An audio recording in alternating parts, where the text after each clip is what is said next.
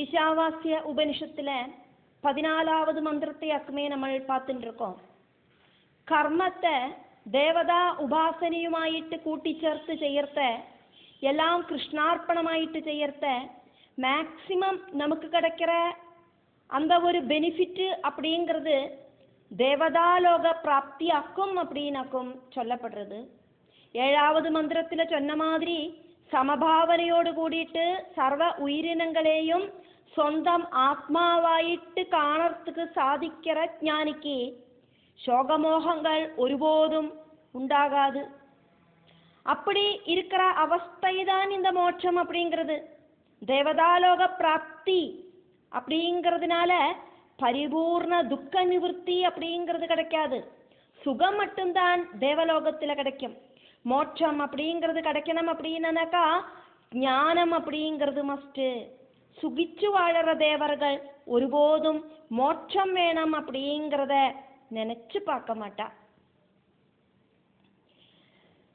அரிதிலும் அரிதான மானிட பிறவி கிடைச்ச மனுஷாளுக்கு ஞானம் அப்படிங்கிறது இருக்கே, அந்த ஞானத்தை உபயோகிச்சு சொர்க்கத்தை விட தேவலோகத்தை விட சிரேஷ்டமாயிருக்கிற மோட்ச சௌக்கியம் நேடறதுக்கு சாதிக்கும். ஈஷாவாஸ்ய உபனிஷத்துல 1லேந்து 14 வரைக்குமான மந்திரங்களை ஆக்குமே നമ്മൾ இங்க பார்த்துட்டு இருக்கோம். ஃபர்ஸ்ட் 8 மந்திரம் வரைக்கும் உபனிஷத்து ஷார்ட்டான எசன்ஸை எடுத்து சொல்லிட்டு 9லேந்து 14 வரைக்கும்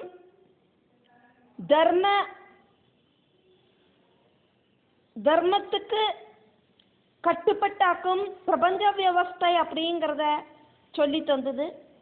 தேவதா கர்மஜானங்களை கூட்டி யோசிப்பிக்கிறதுனோடு இம்பார்ட்டன்ஸ் உபனிஷத்து நம்மளை படிப்பிக்கிறது. சூக்ஷ்மவும் ஸ்தூலவுமான உபாசனைகளை நமக்கு எடுத்து சொல்லுறது உபனிஷத்து. மொத்தம் 18 மந்திரங்களாக்கும் ஈஷாவாஸ்ய உபனிஷத்துல இருக்கு. அந்த 18 மந்திரங்களில 14 மந்திரங்கள் வரைக்கும் ஆக்கும் நம்ம இங்க பார்த்துட்டு இருக்கோம். இப்ப பார்க்கறது 14வது மந்திரம் ஆக்குமே.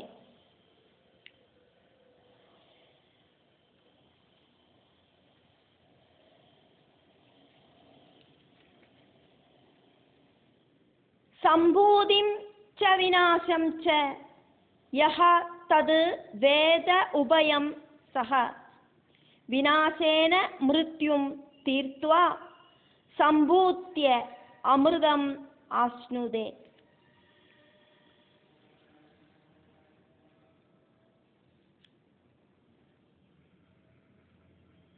பதினோராவது மந்திரம் നമ്മൾ பார்த்ததாக்குமே.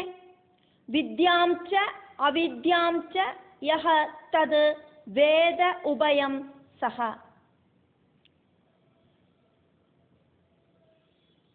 அவித்யயா மிருத்யும் தீர்த்வா வித்யயா அமிர்தம் அஸ்னுதே. அந்த 11வது மந்திரமாக்கும் இந்த 14வது மந்திரத்துல லிங்க் பண்ணி நம்ம பார்த்துட்டு இருக்கோம்.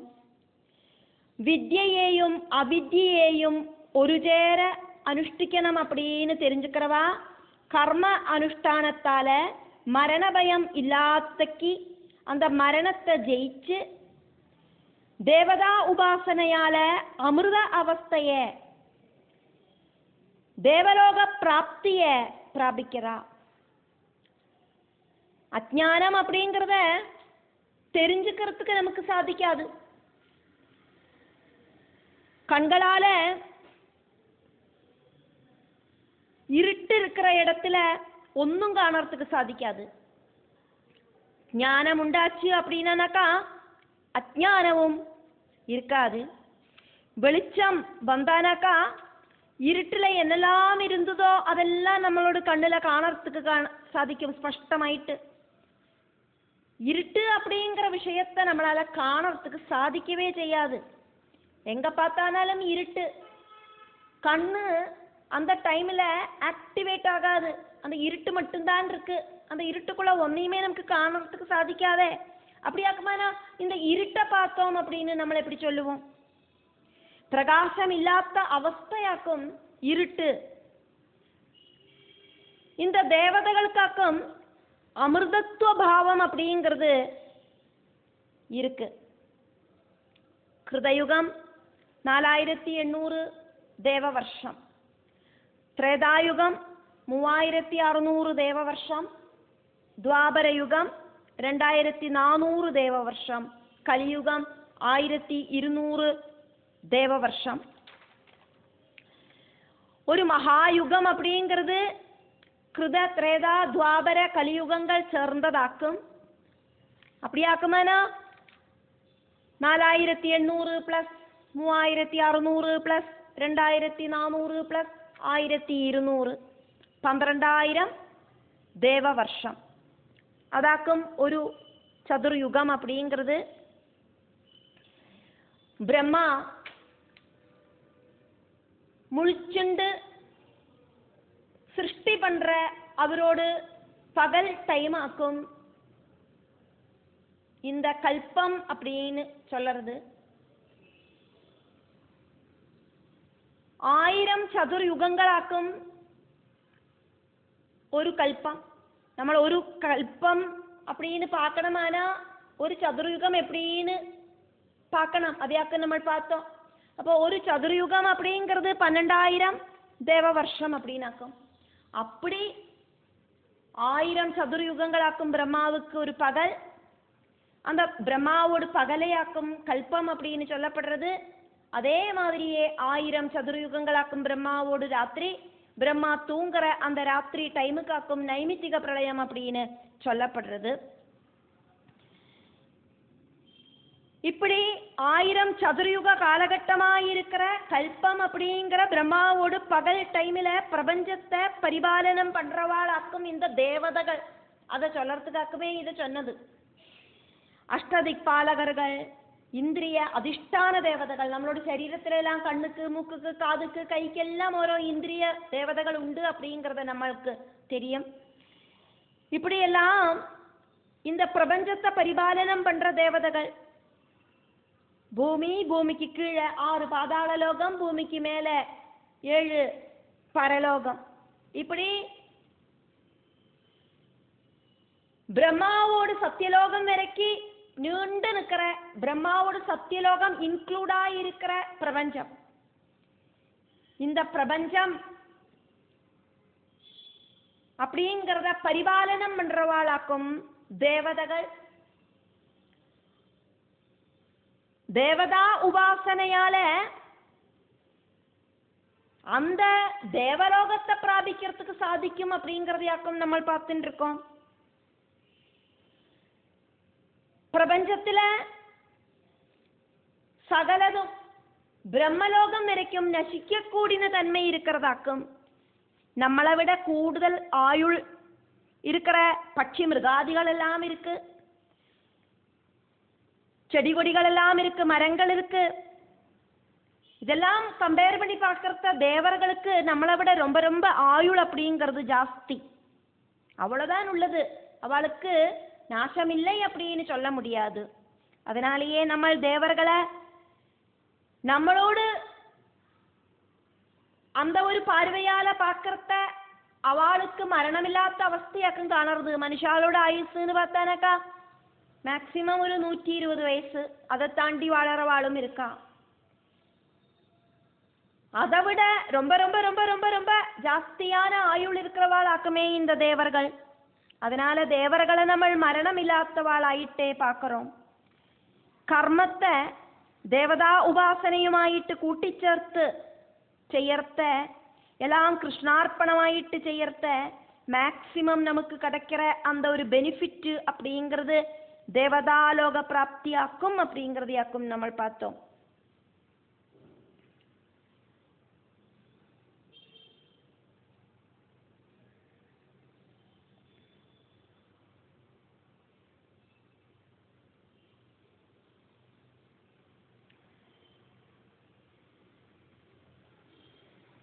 தேவர்களோடு ரொம்ப ரொம்ப தீர்க்கமான ஆயுள், ஒரு மகாயுகம் அப்படின்னாக்கா ஒரு சதுர்யுகம். அப்படி 1000 சதுர்யுகங்கள் சேர்ந்த பிரம்மாவோடு ஒரு பகல்.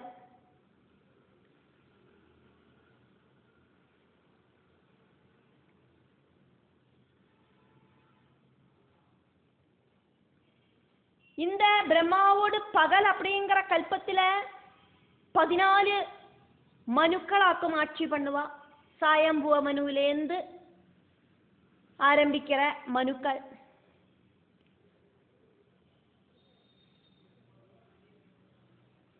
அதனால 1000 சதுர்யுகம் டிவைடட் பை 14 மனுக்கள் அப்படின்னு போட்டானாக்கா ஒரு மனுவோடு ஆட்சி காலகட்டம் அப்படின்னு பார்க்கறத 71.43 அப்படின்னு வரும். அதை ரவுண்டாயிட்டு எடுக்கிறத 72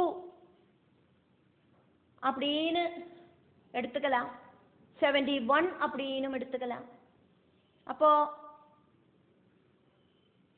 72 யுகங்களாக்கும் 72 சதுர்யுகங்களாக்கும் ഒരു മനുവോട് ആക്ഷി കാലഘട്ടം. ഒരു മന്വന്തരത്തെ 14 குணிச்சானா ஒரு கல்பம் அப்படிங்கிறது கிடைக்கும். இப்ப இருக்கிற கல்பத்தோட பேரு ஸ்வேதவராக கல்பம். ஸ்வேதவராக கல்பம் ஆரம்பிச்சு 6 மன்வந்தரங்கள் முடிஞ்சது. 7ஆம் மன்வந்தரத்துல 28 மகாயுகங்கள் முடிஞ்சது. 29வது மகாயுகத்துல கிருதயுகம் முடிஞ்சது, திரேதாயுகம் முடிஞ்சது, துவாபரம் முடிஞ்சது. இப்ப நம்ம இருக்கிறது கலியுகத்திலேயாக்கும். கலியுகத்துல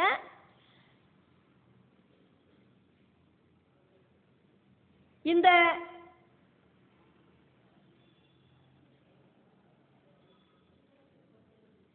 கலியுகத்துல நம்ம இருக்கோமே. இப்ப இந்த காலகட்டம் ஆரம்பிச்சு எத்தனை வருஷம் ஆயாச்சு அப்படின்னு பார்க்கறதுக்கு இந்த கல்பம் BC 3102 കലിയുഗം ആരംഭിച്ചത്. ഇപ്പൊ നമ്മൾ ഇരിക്കുന്നത് 2024. അപ്പൊ അത് രണ്ടേയും കൂടി കൂട്ടിച്ചേർത്താനാ 5126 വർഷങ്ങളായാச்சு. ഒരു ദേവദിനം அப்படிங்கிறது மனுஷாளுக்கு ஒரு வருஷம். ஒரு தேவ வருஷம் அப்படிங்கிறது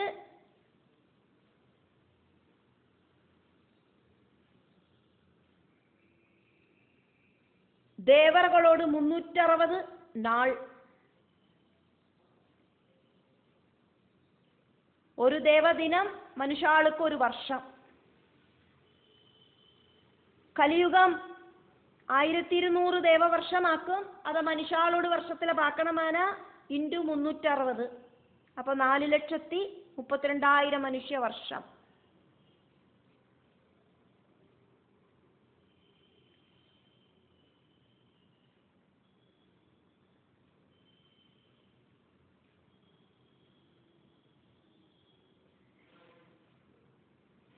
ദ്വാപരയുഗം அப்படிங்கிறது கலியுகத்தோட டபுள். 2400 தேவ வருஷம். அதை மனுஷ வருஷத்துல பார்க்கறதுக்கு இன்டு 360 8,64,000 மனுஷ வருஷம். திரேதாயுகம் அப்படிங்கிறது கலியுகத்தோட ത്രിപിൾ 3,36,000 தேவ வருஷம். அதை மனுஷ வருஷத்துல பார்க்கறதுக்கு இன்டு 360. அப்ப 12,96,000 மனுஷ வருஷம்.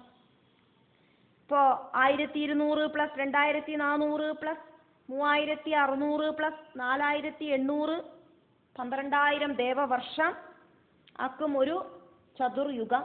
അത് മനുഷ്യ വർഷത്തിലെ പാരിക്കർത്ത ഇൻറ്റു 360 43,20,000 വർഷങ്ങൾ. ഇപ്പൊ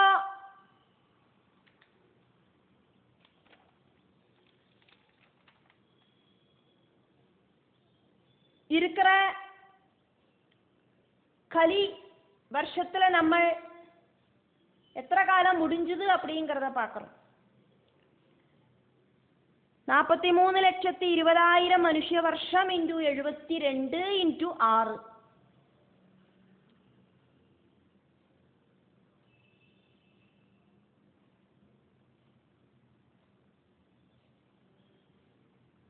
186,62,40,40,000. അതോട് കൂടിയിട്ട് 43,20,00,000 മനുഷ്യവർഷം ഇൻറ്റു 28, 12,09,60,000. അതോട് കൂടിയിട്ട് 43,20,00,000 മനുഷ്യവർഷം ഇൻറ്റു 3/4.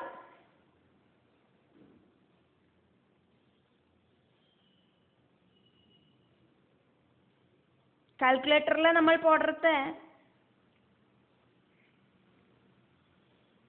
சயின்டிஃபிக் கால்குலேட்டரில் தான் இந்த கால்குலேஷனை போடுறதுக்கு சாதிக்கும்.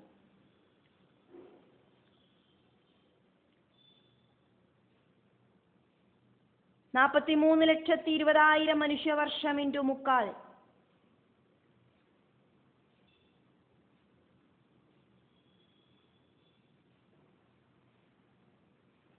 19,44,000.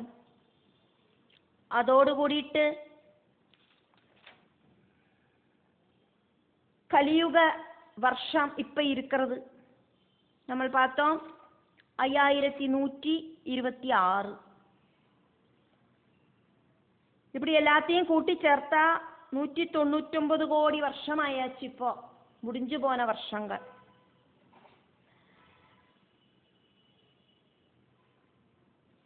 கால்குலேட்டரில் போடுறதுக்கு முடியாத அளவுக்கு கால்குலேஷனாக்கும் உள்ளது. பிரம்மாவோடு அந்த பிரம்ம பிரளயம் வரைக்கும் இருக்கிற காலகட்டம் அப்படின்னு பார்த்தானாக்கா நம்மளோட கால்குலேட்டரில் ஒன்றும் இது ஒதுங்காது. இந்த கால்குலேஷனை ஷார்ட்டாக பார்க்கணுமேனா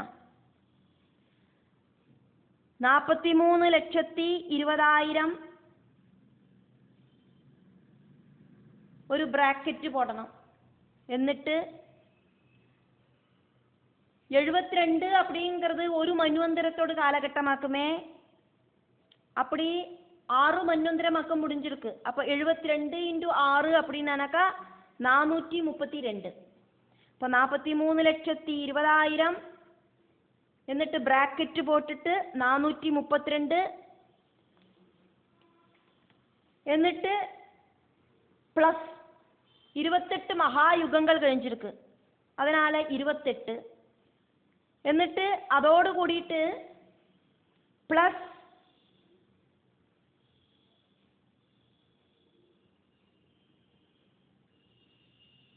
கிருத திரேதா துவாபர யுகம் முடிஞ்சாச்சு. அதனால அங்கே ஒரு 3/4 0.75 அப்படின்னு போட்டுட்டு ப்ராக்கெட்டை க்ளோஸ் பண்ணணும்.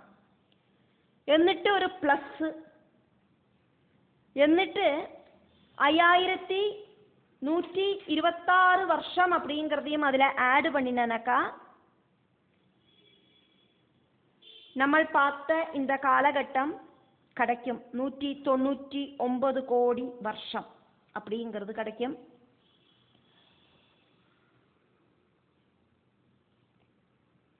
இதெல்லாம் ஜஸ்ட் ഒന്ന് தெரிஞ்சுக்கிறதுக்கு வேண்டிட்டு முயற்சி பண்ணி பார்த்ததாக்குமே.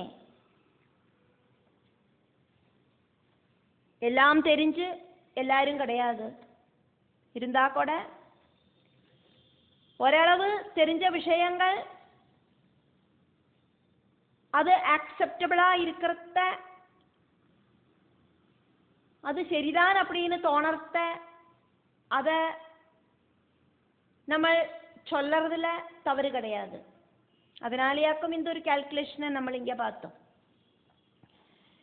இப்போ ரொம்ப ரொம்ப டீப்பான அர்த்தமாக்கும் இந்த 14வது மந்திரத்தில் இருக்கு அப்படிங்கிறத நம்ம பார்த்தோம். பிரம்மாவோடு அந்த கல்பகால கணனையெல்லாம் நம்ம பார்த்ததாக்கும். அதனால இப்போ நம்ம சித்தசுத்தி அப்படிங்கிறத பற்றியும் அந்த சித்தசுத்தி உண்டான அதனோட பெனிஃபிட் என்னவாக்கும் அப்படிங்கிறத பற்றியும் எல்லாமாக்கும் இந்த 14வது மந்திரம் ஆக்சுவலாയിട്ട് നമ്മളെ പഠിപ്പിக்கிறது. ശരിക്കും பார்த்தானா ഈശാവാസ്യ ഉപനിഷത്ത്, അതേമാതിരി ബൃഹദാരണ്യക ഉപനിഷത്ത്, கேனோபனிஷத்து, இப்படி இருக்கிற பல பல பல பல உபனிஷத்துகள். இந்த உபனிஷத் வாக்கியம் எல்லாம் நமக்கு எடுத்து சொல்றது என்னது அப்படின்னாக்கா, நிர்குண பரபிரம்ம தியானம் வழி மட்டும்தான் நமக்கு மோட்சாவஸ்தையை பிராபிக்கிறதுக்கு சாதிக்கும் அப்படிங்கிறதையாக்குமே.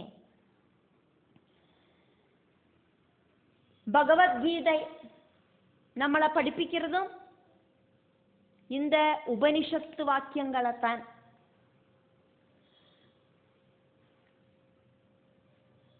சித்தம் அப்படிங்கிறத சுத்தமாக்கி வச்சுக்கணும். துணிய துவைக்கிறோம், துவைச்சு அலசி காய போட்டானா அதுல கொஞ்சம் அழுக்கு காணறது, மறுபடியும் துவைக்கிறோம், மறுபடியும் அழுக்கு இருந்தா மறுபடியும் துவைக்கிறோம். தோச்சு அதுல அழுக்கு இல்லாத வரைக்கும் தோச்சு கிளீன் ஆக்குற மாதிரி. ராம்பல் விளக்குல தீபம் எரிஞ்சுட்டு இருக்கு, அந்த தீபம் நல்ல பிரகடமாயிட்டு நமக்கு காணணுமானா அந்த சிம்மினியில இருக்கிற கரிய நன்னா தொடச்சு களையணும். அதே மாதிரியாக்குமே அந்தக்கரண சுத்தி அப்படிங்கிறது. அந்தக்கரண சுத்தி உண்டானாதான் அந்த பகவான நமக்கு நம்மளோட ஹிருதய குகையில காணறதுக்கு சாதிக்கும். சித்தம் சுத்தமானா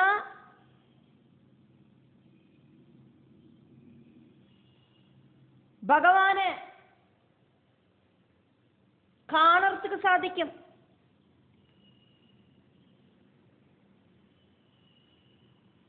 ആരും നമുക്ക് ചൊല്ലിത്തരാക്കെ அந்த பகவத் தர்சனம் நமக்கு உண்டாகும்.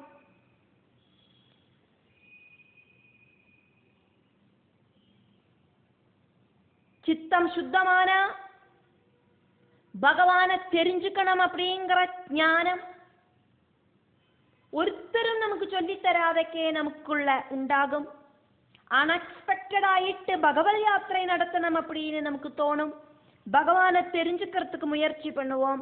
நமக்குள்ள இருக்கிற பக்தியோடு வாசனா குணம் இருந்தானா பக்தி அப்படிங்கிறது வர்த்திக்கும். ஞானத்தோடு வாசனா குணம் இருந்தானா பகவத் தத்துவம் தெரிஞ்சுக்கிறதுக்கான முயற்சி வழி நமக்குள்ள இருக்கிற ஆத்மாவை தெரிஞ்சுக்கிறதுக்கு சிரமிப்போம். அதுக்காயிட்டு ஆரும் நம்மளை பிரேரணை பண்ண வேண்டின அவசியம் இல்லை. அந்த ஒரு வாசனா குணம் இல்லை அப்படின்னாக்கா ஆறு நம்மளை பிரஸ் பண்ணினாலும் நமக்கு அதுல ஈடுபாடு அப்படிங்கிறது இருக்கவும் செய்யாது. ஆத்மா பரமாத்மா தத்துவத்தை தெரிஞ்சுக்கிறதுக்கு நம்ம முயற்சி பண்ணுவோம் அப்படின்னாக்கா நமக்குள்ள அந்த பகவல் வாசனா குணம் இருக்கும்.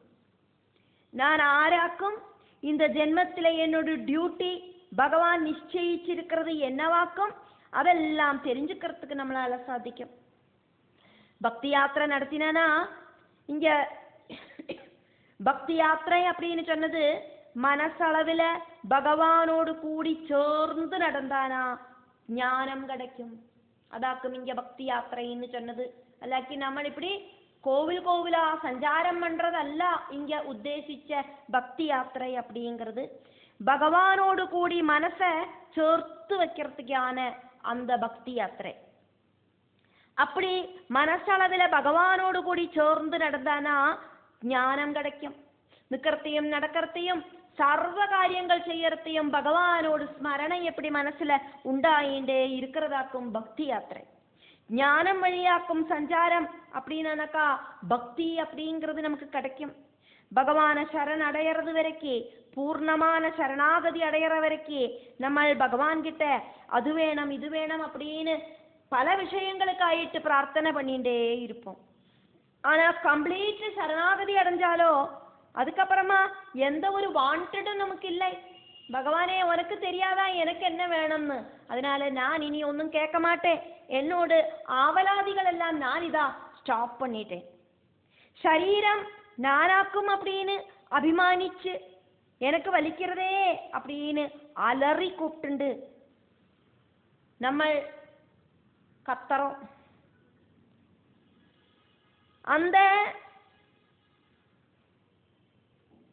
ஆதி, அந்த விചாரம் அது ஒரு ஜுவரமாயிட்டு வியாதியாயிட்டு மாறுறது அப்படின்னு உபனிஷத்து சொல்லுறது.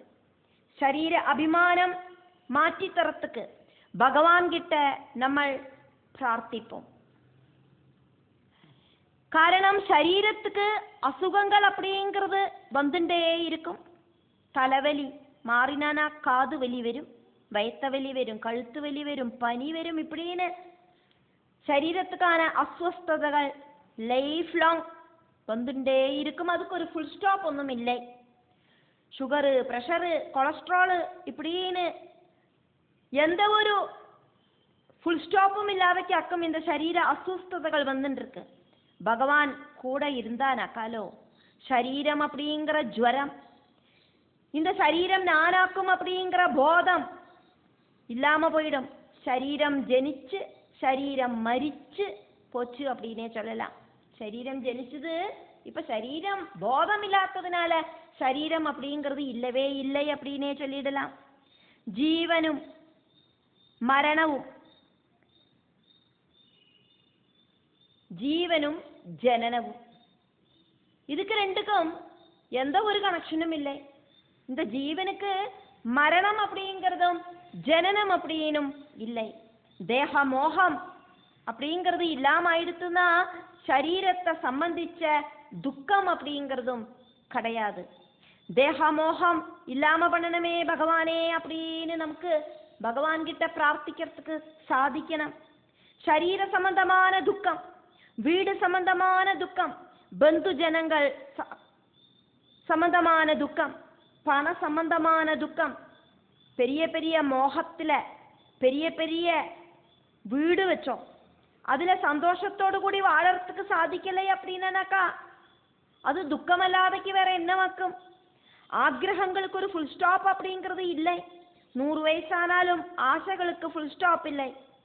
மனைவி, குழந்தைகள், பேர குழந்தைகள் இப்படின்னு மனசுல பல பல சங்கடங்கள் உருவாகிறது. சுகம் அப்படிங்கிறது தேடி தேடி நம்ம நடக்கிறது. கடைசியில நமக்கு கிடைக்கிறது சுகத்தை தேடி போய் நமக்கு கிடைக்கிறதெல்லாம் துக்கம் அப்படிங்கிற அவஸ்தை. இந்த அட்டாச்மெண்ட் எல்லாம் உண்டாகட்டும், அதுக்கு ப்ராப்ளம் ஒன்றும் இல்லை. அது நமக்கு ஆனந்தம்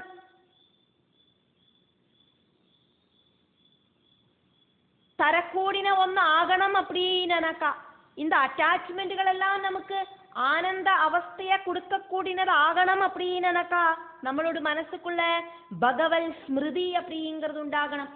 பகவானை நினைச்சுட்டு இருந்தானா நமக்கு இந்த மாதிரி இருக்கிற எல்லாவித அட்டாச்மெண்ட்டும் சந்தோஷத்தை உருவாக்கும். அப்படி பகவத் பதம் மறக்காம இருந்தானா ஆபத்து அப்படிங்கிறது நமக்கு உண்டாகாது. ஆபத்து அப்படிங்கிறது பகவத் ஸ்மரணை இல்லாம ஆகிறதாக்கும். நாராயண ஸ்மிருதி நம்மளோட ஆத்மஸ்வரூபம் நமக்கு வந்தானாக்கா நம்மளோட எல்லா துக்கமும் நிவர்த்தி ஆகும். சித்தசுத்தி வந்தானாக்கா நமக்கு பக்தி அப்படிங்கிறது உண்டாகும். பக்தி வழி ஞானம் உண்டாகும். ஆத்ம தத்துவம் அப்படிங்கிற பகவத் தத்துவம் தெரிஞ்சுக்கிறதுக்கு நமக்கு சாதிக்கும். சரீரம் அப்படிங்கிறதும் இந்த உலகத்துல சகலம் நசிக்கிறதாக்கும் அப்படிங்கிறதும் மனச நசிக்காத பரபிரமத்துல லயிப்பிச்சானாக்கா நிரந்தரமான ஆனந்தம் கிடைக்கும் அப்படிங்கிறதும் நமக்கு தெரிஞ்சுக்கிறதுக்கான அந்த ஒரு சிச்சுவேஷன் உண்டாகும். யதார்த்த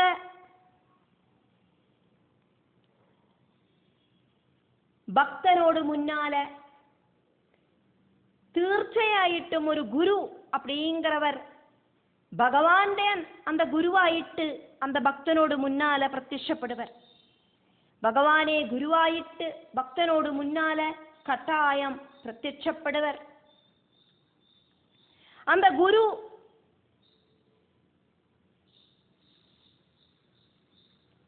சிஷ்யனுக்கு நேர்வழிக்கு நடக்கலேனா என்ன சிக்ஷை கொடுத்தானாலும் மறுத்து சொல்லாதக்கு அந்த சிஷ்யன் அந்த பனிஷ்மெண்ட்டை ஸ்வீகரிப்பர். ஸ்ரீசுகன் அப்படிங்கிற குரு பரீட்சித்தை உபதேசிச்சார். அதுபடி பரீட்சித்து நடந்தார். பாம்பு கடிக்காதக்கு காப்பாத்துறதுக்கு பதிலா பாகவதம் அப்படிங்கிற பகவத் தத்துவமாக்கும் ஸ்ரீசுகன் உபதேசிச்சது. பரீட்சித்த அபிமன்யுவோடும் உத்தரையோடும் புத்திரனான பரீட்சித்த அர்ஜுனனோடு பேரக்குழந்தையான பரீட்சித்த உத்தரை அப்படிங்கிற அம்மையோடு கர்ப்பபாத்திரத்துக்குள்ள வச்சு நடந்த அந்த ஒரு ഇക്കട്ടാன സിറ്റുവേഷനിൽ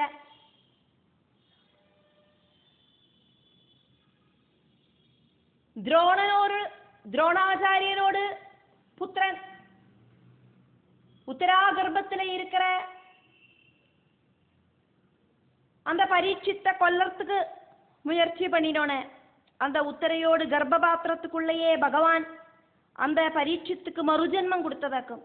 அப்படியாக்குமானா பகவானுக்கு டைரக்ட் ஆயிட்டு பரீட்சித்த தட்சகனிலேருந்து காப்பாத்துறதுக்கு சாதிச்சிருக்கும். இருந்தா கூட ஸ்ரீசுகன் அப்படிங்கிற குருவாயிட்டாக்கும் பகவான் பரீட்சித்துக்கு முன்னால பிரத்யட்சப்பட்டது. ശരീരം മരിക്കാതെക്ക്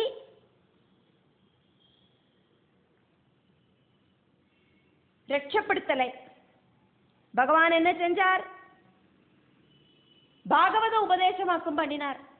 ജനിച്ചാനാ മരണം அப்படிங்கிறது സുനിശ്ചിതം.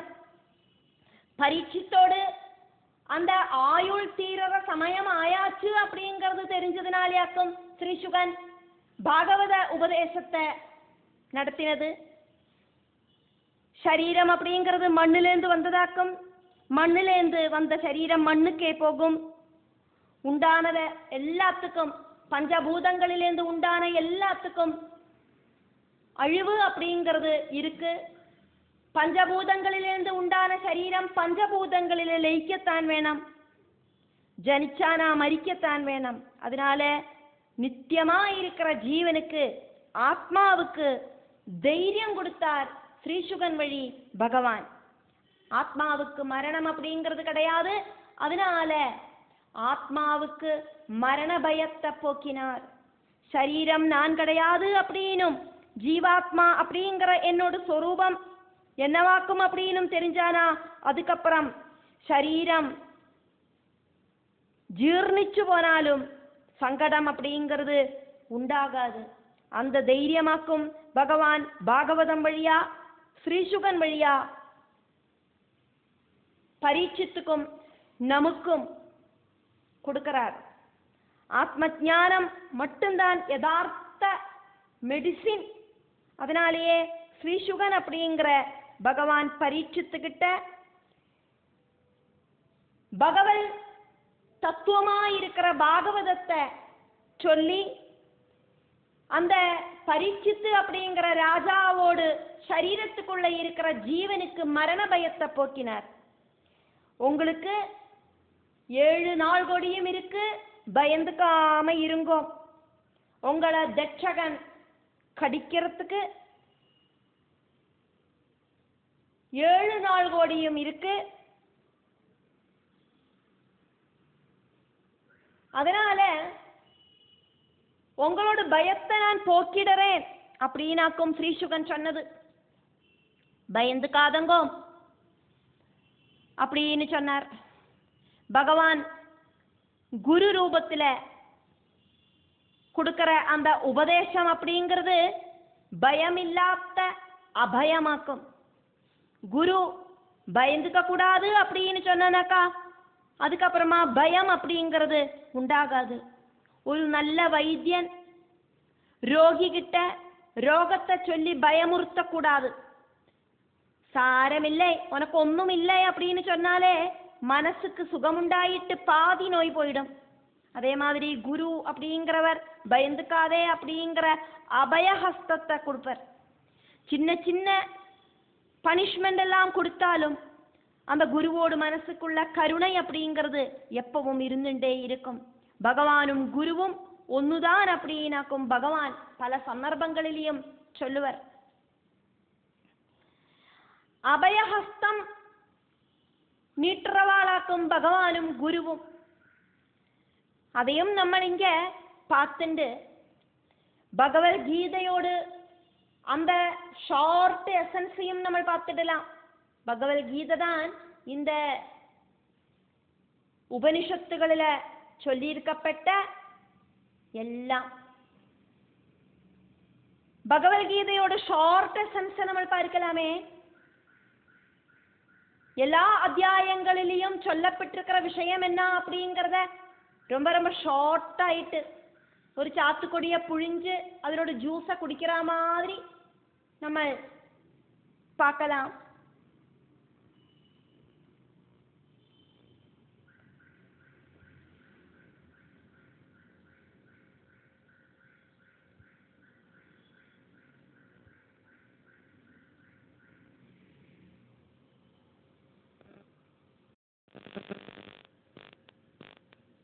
பகவத்கீதையோட ஷார்ட் எசன்ஸை நம்ம பார்க்கலாம். அர்ஜுன விஷாத யோகமாக்கும் ஃபர்ஸ்ட் அத்தியாயத்தில் இருக்கு. தர்மக்ஷேத்திரமாக இருக்கிற குருக்ஷேத்திரத்தில் கௌரவரும் பாண்டவர்களும் தம்மில் யுத்தம் ஆரம்பிக்கிற சமயத்தில் அர்ஜுனன் கௌரவர்களோட டீமில் இருக்கிற பந்துக்களை பார்த்து சங்கடப்படுறார். நான் யுத்தம் செய்ய மாட்டேன் கிருஷ்ணா அப்படின்னு சொல்றார். குருக்ஷேத்திரம் அப்படிங்கிறது நம்மளோட சரீரமாக்கும் மனசாக்கும். அர்ஜுனன் உட்கார்ந்துக்கிற ரதம் அப்படிங்கிறது நம்மளோட சரீரம். அப்படியாக்குமானா அர்ஜுனன் ஜீவாத்மாவும் சாரதியான கிருஷ்ணன் பரமாத்மாவுமாக்குமே. ரதத்தில் 5 குதிரைகள் இருக்கு. அந்த 5 குதிரைகள் அப்படிங்கிறது 5 இந்திரியங்களாக்கும். நமக்குள்ள நன்மை தின்மகளோடு போராட்டம் எப்பவும் நடந்துட்டே இருக்கு. நமக்கு நாமே சத்ருவும் நமக்கு நாமே மித்திரவுமாகலாம். நன்மகள் ஜெயிச்சானா நமக்கு நாமே மித்திரமாகலாம். தின்மகள் ஜெயிச்சானா நமக்கு நாமே சத்ருவுமாகலாம். வாழ்க்கையில நன்மகள் ஜெயிச்சானா சக்சஸ் உண்டாகும். தின்மகள் ஜெயிச்சானா தோல்வி உண்டாகும். நன்மையோடு வழியில சஞ்சரிக்கிறத மட்டும்தான் நமக்கு மனசுக்கு ஒரு அமைதி அப்படிங்கிறது உண்டாகும். நன்மையோடு வழியில சஞ்சரிக்கிறது ரொம்ப ரொம்ப சிரமம். தின்மையோடு வழியில சஞ்சரிக்கிறதுக்காக்கும் ஈஸி. ஜீவிகளை கொல்லறதுக்கு, அடுத்தவாளை மனசாவாஜா கர்மனா துரோகிக்கிறதுக்கு, பொய் பேசுறதுக்கு, லஹரி பதார்த்தங்களை உபயோகிக்கிறதுக்கு, திருடறதுக்கு, இப்படியெல்லாம் நம்மளை தூண்டுறதாக்கும் திண்மையோடு வழி. நல்லதை செஞ்சு நல்லதை சொல்லி மனசா வாஜா கர்மனா சத் சிந்தனையோடு கூடி இருக்கிறதாக்கும் நன்மை. அஹிம்சா, ஹஸ்தேயம், பிரம்மச்சரியம், சத்தியம், அபரிக்கிரகம் இதெல்லாம் நன்மையாக்கும். எல்லா சமயமும் தின்மகளோடு கூடி போராடி நன்மை வளர்த்துறதுக்காக்கும் ஸ்ரீகிருஷ்ணன் அர்ஜுனனுக்கு உபதேசம் பண்றது. அது வழி நமக்கும் பகவான் உபதேசிக்கிறார். பகவத்கீதை அப்படின்னாக்கா பகவானோடு உபதேசம் அப்படின்னு அர்த்தம். உத்தவ கீதை அப்படின்னாக்கா உத்தவருக்கு பகவான் கொடுத்த உபதேசம் அப்படின்னு அர்த்தம். பகவத்கீதை அர்ஜுனனுக்கு ஸ்ரீகிருஷ்ணன் கொடுக்கிற உபதேசம். பகவத்கீதை முழுவன் எடுத்து சொல்றது இந்த சந்தேசமாக்கும். பல விதத்திலே இருக்கிற யோகங்களை பகவத்கீதையில சொல்லப்பட்டிருக்கு. யோகம் அப்படின்னாக்கா கூட்டி யோசிப்பிக்கிறது அப்படின்னு அர்த்தம். ஆத்மாவை பரமாத்மாவுமாயிட்டு கூட்டி யோசிப்பிக்கிறது ஆக்கும் இந்த யோகம் அப்படிங்கிற அவஸ்தை. 2வது அத்தியாயத்துல சாங்கிய யோக வர்ணனையாக்கும் நடக்கிறது. பகவான் கிருஷ்ணன் இதுல சொல்றார், சுகம் துக்கம், குளிரு சூடு, ராத்திரி பகல், இருட்டு வெளிச்சம், இப்படி இருக்கிற 2 அப்படிங்கிற துவைத பாவங்கள், மானம் அவமானம், ஜெயம் பராஜயம், இதெல்லாமே அஜ்ஞானமயமாக்கும். இதையாக்கும் மாயை அப்படின்னு சொல்றது அர்ஜுனா. இந்த துவைதமான விஷயங்கள் எல்லாம் மாற்றத்துக்கு உட்பட்டதாக்கும், வந்தும் போயும் இருக்கிறதாக்கும், அனித்தியமாக்கும். இந்த அனித்திய பாவத்தை சகிக்கணும் அப்படின்னாக்கும் பகவான் சொல்றார். சமபாவனையோடு கூடிட்டு பார்க்கறதுக்கு சொல்றார். நம்ம செய்யறது என்னவாக்கும்? சுகம் வரத்தை சந்தோஷிக்கிறோம், துக்கம் வரத்தை தளர்றோம், பூர்வஜென்ம பேலன்ஸ் ஆயிட்டாக்கும் சுகதுக்கங்கள் வந்து சேருறது அப்படிங்கிறத தெரிஞ்சுக்கோ அப்படின்னு சொல்றார் பகவான். சரீரம் அப்படிங்கிறது நமக்கு அதுக்கு தகுந்தா மாதிரி பகவான் கொடுத்திருக்கார். ஜீவாத்மாவுக்கு மரணம் இல்லை, சரீரம் மட்டும்தான் நசிக்கிறது. அதனாலேயே நமக்கு அனுபவிக்கேண்டி வர சுகதுக்கங்களில எந்த ஒரு பராதியும் இல்லாதக்கு எல்லாம் பகவத் பிரசாதமாயிட்டு ஸ்வீகரிக்கணும் அப்படின்னு பகவான் சொல்றார். சமபாவனையோடு கூடிட்டு சுகதுக்கங்களை பார்த்து சந்தோஷிக்கவும், சந்தோஷம் வரத்த சந்தோஷிக்கவும், துக்கம் வரத்த துக்கிக்கவும் செய்யாம இருக்கிற ஞானிக்காக்கும் முக்தி அப்படிங்கிற மோட்சம் அப்படிங்கிற அமிர்தத்துவம் கிடைக்கிறது.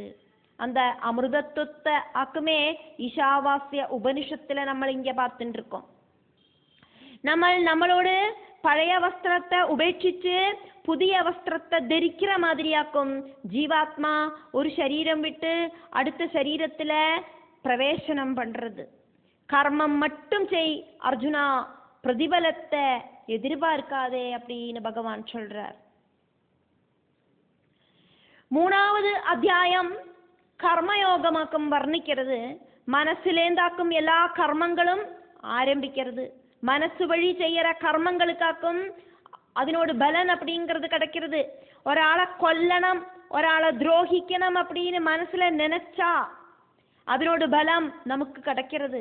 அதே மாதிரி புண்ணியமான சிந்தை மனசுல உண்டானா உடனடியா புண்ணிய பலம் கிடைக்கிறது. 2 பேர் சரீரத்தால ஒரே கர்மம் செய்வா, ஆனா 2 பேருக்கும் வித்தியஸ்தமான பலமாயிருக்கும் கிடைக்கும். மனசுல சிந்தனைகளுக்கு அனுசரிச்சாயிட்டாக்கும் பலம் கிடைக்கிறது. எக்ஸாம்பிளுக்கு தானம் பண்ணுறது, அடுத்தவாளை போதிப்பிக்கிறதுக்கும் அது வழி கிடைக்கிற புகழுக்கும் ஆசைப்பட்டு செய்யற தானத்தால எந்த விதமான புண்ணியமும் கிடையாது. ஆனா மனசோடு கூடிட்டு கருணையோடு கூடிட்டு செய்யற தானத்தால புண்ணிய பலம் அப்படிங்கிறது கிடைக்கிறது. கர்மயோகம் அப்படின்னா நம்ம செய்யற எல்லா கர்மவும் கிருஷ்ணார்ப்பணமாயிட்டு செய்யறது அப்படின்னு அர்த்தம். நம்ம செய்யற புண்ணிய பாபங்கள் கூடியும் கிருஷ்ணார்ப்பண பாவத்தோடு கூடிட்டு செய்யணும். இதாக்குமே சாதாரண சிந்தனை. நம்ம கர்மம் செய்யறத மனசு ஏகாகிரமாக்கிண்டு கர்மம் செய்யணும். என்ன கர்மமாக்கம் செய்யறோம் அப்படிங்கிற போதம் நமக்கு உண்டாகணும், அந்த ஞானம் இருக்கணும். நம்மளோட மனசுல ரஜோ குண தமோ குணங்கள் இல்லாதக்கு வேணும் கர்மம் செய்யறதுக்கு. சத்குணத்தால மட்டுமே செய்யற கர்மம் அப்படிங்கிறது சிரேஷ்டம். எந்த ஒரு வாண்டடும் இல்லாதக்கு, ராகத்வேஷங்கள் இல்லாதக்கு செய்யற கர்மம் புண்ணிய கர்மம். ஏதொரு பிரவൃத்தி செய்யறதையும் மனசு கான்சன்ட்ரேஷன் ஆயிட்டு அந்த கர்மத்தை செய்யணும். கிருஷ்ணார்ப்பணமாயிட்டு பகவானை பிரார்த்திச்சு கர்மம் செய்யணும். அதாக்கும் கர்மயோகத்துல சொல்லப்படுறது. இந்திரியங்களுக்கு இந்திரிய விஷயங்களில ராகத்வேஷங்கள் உண்டாகத்தான் செய்யும். அந்த ராகத்வேஷங்களாக்கும் ஷட்விகாரங்களாக்கும் ரஜோகுண தமோ குணங்கள் அதாக்கும் நமக்கு பகவானில எத்தறதுக்கான வழி தடையற சத்ருக்களாயிட்டு மாறுறது. இந்த சத்ருக்களை ராகத்வேஷங்களையும் ரஜோகுண தமோ குணங்களையும் ஜெயிக்கணும் அப்படின்னாக்கும் பகவான் சொல்றார். ராகத்வேஷங்களுக்கு அடிபணிய கூடாது. கர்மங்கள் செய்யற டைம்ல மனசுல ராகத்வேஷங்கள் உண்டாக கூடாது. மனசுல பகவத் ஸ்மரணை உண்டாகணும், சத்குணம் அப்போது உண்டாகும். ஓரோ கர்மம் செய்யறதையும் பகவானை நினைக்கணும்.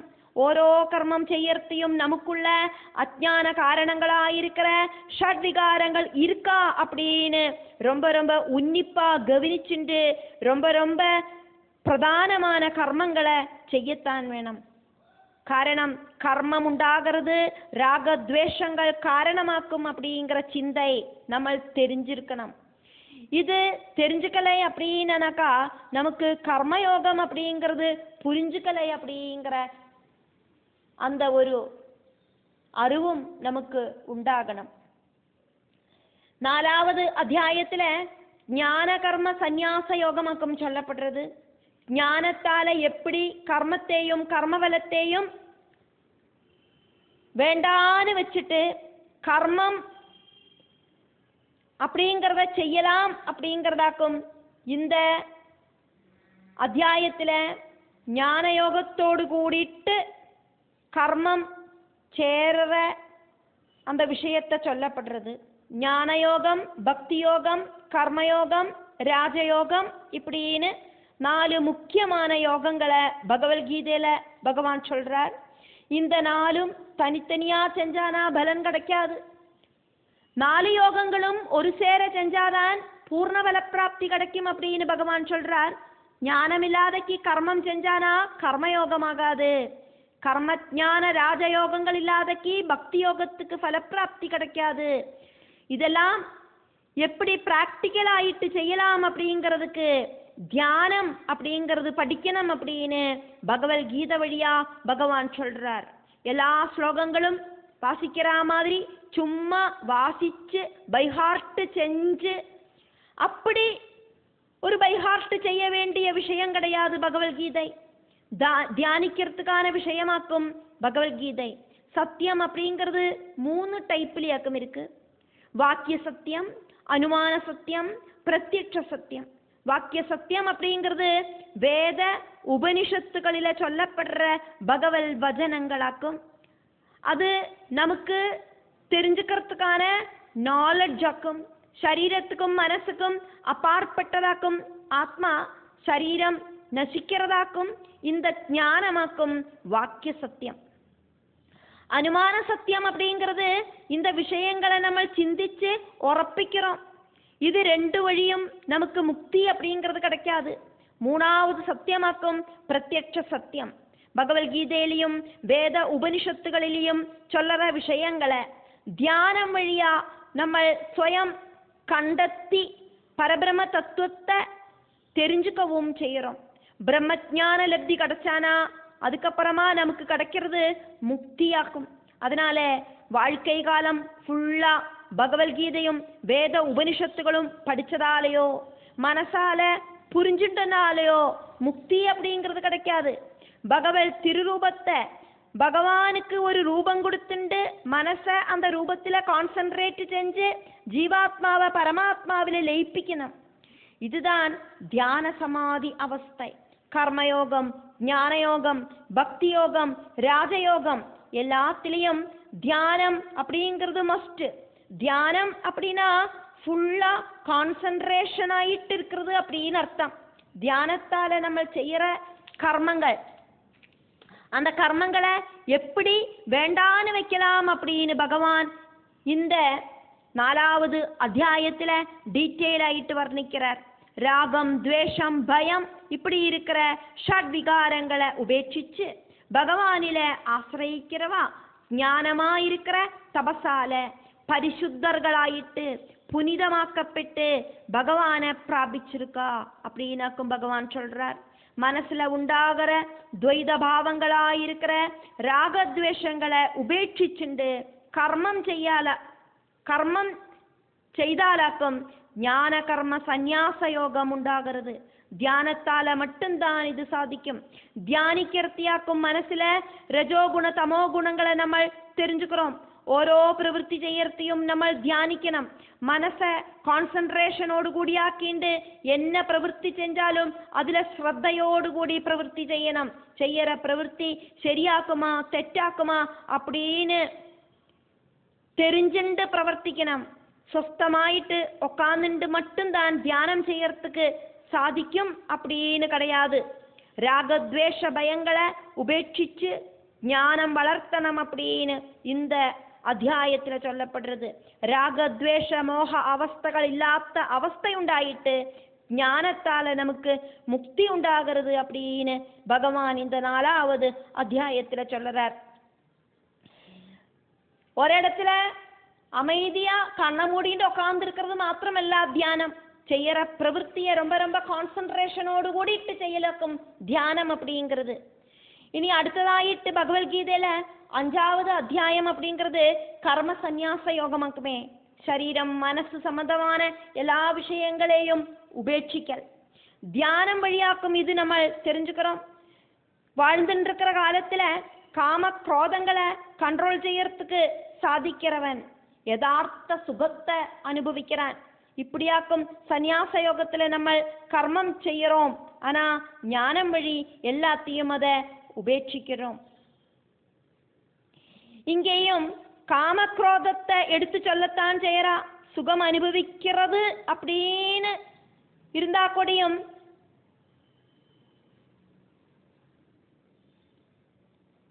ബന്ധനം ഇല്ലാത്ത അവസ്ഥ വന്നു ചേരർത്ത അത് മുക്താവസ്ഥയായിട്ട് തീരരുത്. 6வது അധ്യായം அப்படிங்கிறது ആത്മ സംയമ യോഗം, അതായത് ധ്യാന യോഗം.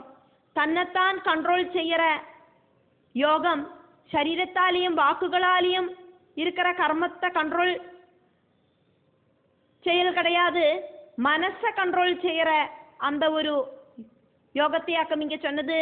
மனசு இப்படி ஓடி நடக்கிற சுபாவம் இருக்கிறதாக்கும் தியானத்தால பிடிச்சு நிறுத்துறதுக்கு சாதிக்கும். வாழ்க்கையில சுகமும் துக்கமும் மாறி மாறி வந்துட்டுதான் இருக்கும். சுகதுக்கங்களுக்கு அப்பாற்பட்ட மனசாகணும் நம்மளோட மனசு. சுகம் வந்தாலும் துக்கம் வந்தாலும் சமபாவனையோடு கூடிட்டு பார்க்கறதுக்கு சாதிக்கணும். அப்படி மனசை பிராக்டிஸ் பண்ணணும் அப்படின்னாக்கும் இந்த அத்தியாயத்துல எடுத்து சொல்லப்படுறது. மனசுல உண்டாகிற ஷட் விகாரங்களாயிருக்கிற ராக குரோத மோக லோப மால்சரியங்களை, ராகம் துவேஷம் காமம் குரோதம் மால்சரியம் மதம், இப்படி இருக்கிற ஷட் விகாரங்கள் எல்லாம் பூர்ணமாயிட்டும் உபேட்சிக்கணும். ராகம் அப்படின்னாக்கா நமக்கு ஏதாவது ஒரு விஷயத்துல ரொம்ப ரொம்ப ஜாஸ்தியான ஒரு ஆசை, அப்படி இல்லைன்னா அட்டாச்மெண்ட், அது நம்மளை பகவானிலேருந்து நகர்த்தும்.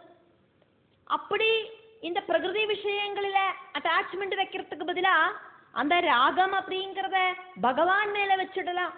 அப்ப நமக்கு பக்தி அப்படிங்கிறது இன்க்ரீஸ் ஆகும். துவேஷம் அப்படிங்கிறது மனச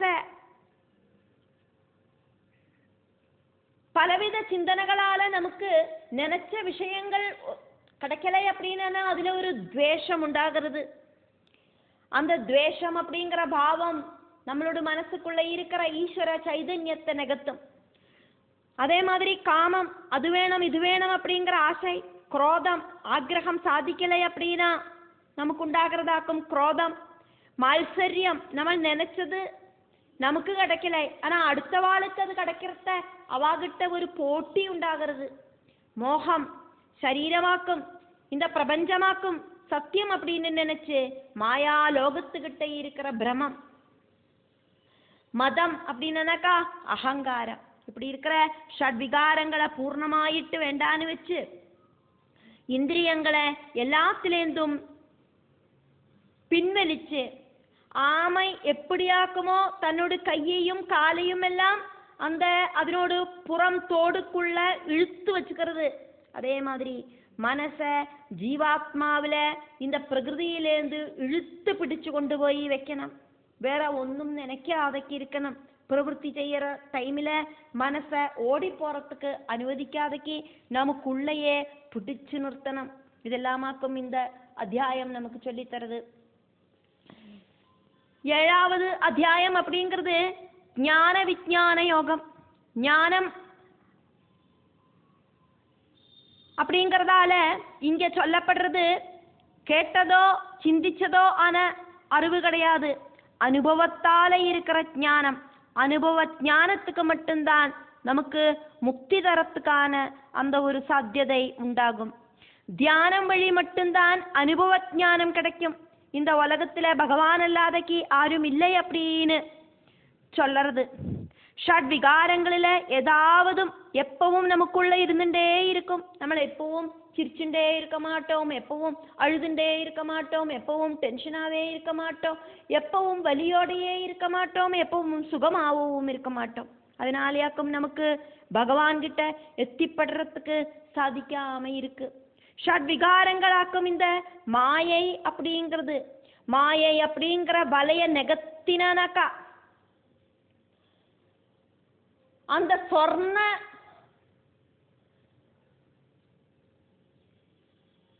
பாத்திரத்தை நெகத்தினாக்கா மட்டும்தான் சர்வத்திர ரொம்பி நிற்கிற பகவானை காணறதுக்கு சாதிக்கும். பகவானை அனுபவம் வழியாக்கும் நம்ம தெரிஞ்சுக்கிறோம். கரண்ட் அப்படிங்கிறது எக்ஸாம்பிளுக்கு நம்ம இங்க பார்க்கலாம். காற்று அப்படிங்கிறது இங்கே நம்ம எக்ஸாம்பிளுக்கு பார்க்கலாம். கரண்ட், காற்று, சூடு, நெருப்பு இதெல்லாம் அனுபவங்களாக்கும்.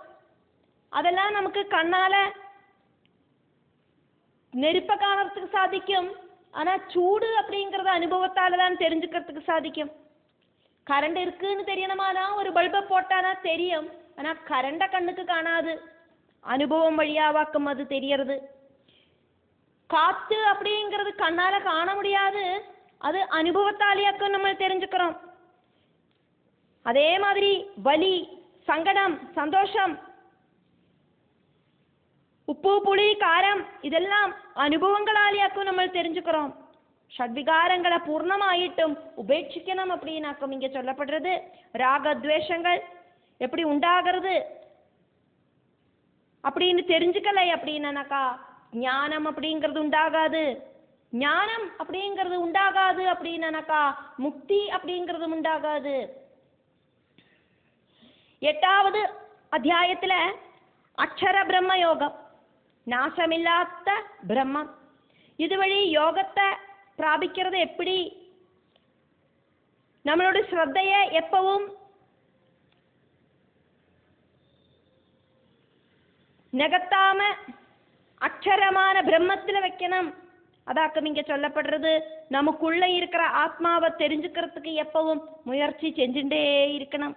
எல்லா இந்திரியங்களையும் கண்ட்ரோல் செஞ்சுண்டு பகவானையே தியானிக்கணும் அப்படின்னாக்கும் சொல்லப்படுறது. நாசமில்லாத பிரம்மத்தை, முக்தியை பிராபிக்கிறவா, ஷட்விகாரங்கள் இல்லாத, துவைத பாவம் இல்லாத, அத்வைத பாவமாயிருக்கிற அந்த பிரம்மத்தை பிராபிக்கிறவா, அந்த பரம்பொருளை தியானிச்சுண்டே இருக்கணும். நாசமில்லாத பிரம்மத்தை மனசுக்குள்ள நம்ம லட்சியஸ்தானமாயிட்டு காணணும். எல்லா இந்திரிய துவாரங்களையும் கண்ட்ரோல் செஞ்சு மனசை ஹிருதயத்தில் வைக்கணும் அப்படின்னு சொல்லப்படுறது. எப்பவும் மனசை கான்சன்ட்ரேஷன் செஞ்சு ஹிருதயத்தில் உறப்பிச்சு தியானிக்கணும். அப்பதான் அக்ஷர பிரம்மம் அப்படிங்கிற பரபிரம்மத்தை, அந்த மோட்ச பதவியை பிராபிக்கிறதுக்கு சாதிக்கும். மோட்சம் அப்படின்னா எல்லாத்திலேருந்தும் விடுபடல் அப்படின்னு அர்த்தம். வாழ்ந்துட்டு இருக்கிறதையே சர்வதும் உபேட்சிச்சுண்டு மனசா வாஜா கர்மனா செய்யற எல்லாம் உபேட்சிச்சுண்டு கம்ப்ளீட் ஆயிட்டு பரபிரம்ம லயனம் செய்யறதுக்கு சாதிக்கும். அதுதான் மோட்சம். துவைதபாவம் அப்படிங்கிற அஜ்ஞானம் அப்படிங்கிற பிரபஞ்சமாக்கும் துக்க காரணம். அஜ்ஞானத்திலேருந்து விடுபடலாக்கும் மோட்சம். அஜ்ஞானத்திலேருந்து விடுபட்டானா துக்கம் அப்படிங்கிறது கிடையாது, ஆனந்தம் மட்டும்தான் உண்டாகும். அதுக்கப்புறமா புனரபி ஜனனம், புனரபி மரணம் அப்படிங்கிற ப்ராசஸும் இல்லை.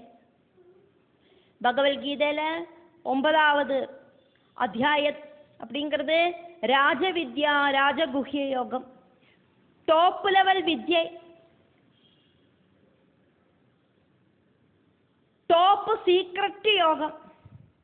எல்லா சரீரங்களுக்குள்ளேயும் ரகசியமாயிட்டு பகவான் ஜீவாத்மாவாயிட்டு இருக்கார் அப்படிங்கிற அறிவு எல்லாம் பகவானிலேயாக்கம் உள்ளது. பகவான் நம்மில அல்லாஹ் ஸ்திதி பண்றார். வானத்துல கார்மேக கூட்டங்கள் இருக்கு, ஆனா கார்மேகத்துல வானம் இல்லை அப்படிங்கிற மாதிரி. ஆகாசம் ஸ்திரமாக்கும், கார்மேகம் வந்தும் போயும் இருக்கும் அப்படிங்கிற மாதிரி. சமுத்திரம் இருந்தாதான் அலை உள்ளது, சொர்ணம் இருந்தாதான் சொர்ண ஆபரணங்கள் உள்ளது. காரணம் இல்லை அப்படின்னாக்கா காரியம் அப்படிங்கிறது கிடையாது. காரணம் அப்படிங்கிற பிரம்மத்திலேந்தாக்கும் காரியம் அப்படிங்கிற இந்த பிரகிருதி உண்டாயிருக்கு. கண்களால காணக்கூடின பிரகிருதி அப்படிங்கிறது அழியக்கூடினதாக்கும். கண்களாலேயோ அதே மாதிரி எந்த ஒரு இந்திரியத்தாலேயோ தெரிஞ்சுக்க முடியாத பரபிரம்மம் அப்படிங்கிறது அழிவில்லாததாக்கும். இந்திரியங்களுக்கும் அப்பாற்பட்ட சத்தியமாக்கும் பிரம்மம் அந்த பிரம்மத்தையாக்கும் மனுஷனாயிட்டு ஜனிச்ச எல்லாரும் தெரிஞ்சுக்கணும். ஜீவித லட்சியம் அப்படிங்கிறது அந்த பிரம்மத்தை தெரிஞ்சுக்கலாக்கும் அப்படின்னு இந்த அத்தியாயம் எடுத்து சொல்றது. ஜீவனுக்கு அந்த பிரம்மத்துல எத்தறத்துக்கான வாகனமாயிட்டு இந்த சரீரத்தை உபயோகிக்கணும். 10வது അധ്യായം വിഭൂതി യോഗമാക്കുമേ. വിഭൂതി വിസ്തര യോഗം. വിരാട് രൂപയിലേന്താക്കും എല്ലാം ഉണ്ടായിട്ടുള്ളത്. സർവ്വതിലെയും ജീവനാണ്. அந்த பிரம்ம சைதன்யம் எல்லா இடத்திலையும் ரொம்பி வழிஞ்சு நிற்கிறது. ஈஷாவாஸ்யம் இதம் சர்வம். சூரியன் ஒண்ணுதான் உள்ளது. குளத்துல இருக்கிற தண்ணியில பார்த்தாலும் கிணத்துல இருக்கிற தண்ணியில பார்த்தாலும் அதனோட பிரதிபிம்பம் நமக்கு காணறது. நிறைய சூரியன் இருக்கிற மாதிரி தோணறது. அதே மாதிரி இந்த பிரபஞ்சத்துல இருக்கிற சர்வ உயிரினங்களுக்குள்ளேயும் பரபிரம்மம் ஜீவாத்மா ரூபத்துல சாட்சி ரூபத்துல இருக்கு. 11வது அத்தியாயம் விஸ்வரூப தர்சன யோகமாக்குமே. அர்ஜுனனுக்கு பகவான் தன்னோட விஸ்வரூபத்தை காமிச்சு கொடுக்கிறார். இந்த பிரபஞ்சத்துல சர்வத்திலையும் இந்த பிரபஞ்சத்துல என்னெல்லாம் இருக்கோ எல்லாத்தோடு கண்ணும் பகவானாக்கும். அத்தனை கண்ணும் பகவான், அத்தனை தலையும் பகவான், அத்தனை கையும் காலும் எல்லாம் பகவான். அப்படி இந்த பிரபஞ்சத்துல இருக்கிற எல்லா உயிரினங்களோடும் சரீரம் கூடி சேர்ந்ததாக்கும் பகவான். விராடு ரூபம். விராடு ரூபம். அந்த விஸ்வரூபத்தை பார்த்து அர்ஜுனனுக்கு பயம் உண்டாகிறது. பகவானை நினைச்சு கர்மம் செய்யவும் அந்த பிரம்மத்துக்கு எத்தறத்துக்குமாக்கும் இந்த சரீரம் அப்படின்னு நினைக்கவும் செஞ்சுண்டு பகவானை பரிபூர்ண பக்தி பாவத்துல காணணும். சரணாகதி அடையணும். ஷட்விகாரங்கள் இல்லாத அந்த பரபிரமலயனம் உண்டாகணும். அப்படி மனச தூய்மையா ஷட்விகாரங்கள் இல்லாதக்கி வச்சுண்டு எப்பவும் பகவத் ஸ்மரணையோடு கூடிட்டு இருக்கிறவன் மோட்ச பிராப்தி அடைவன் அப்படின்னாக்கும் பகவான் அர்ஜுனன் கிட்ட சொல்றது.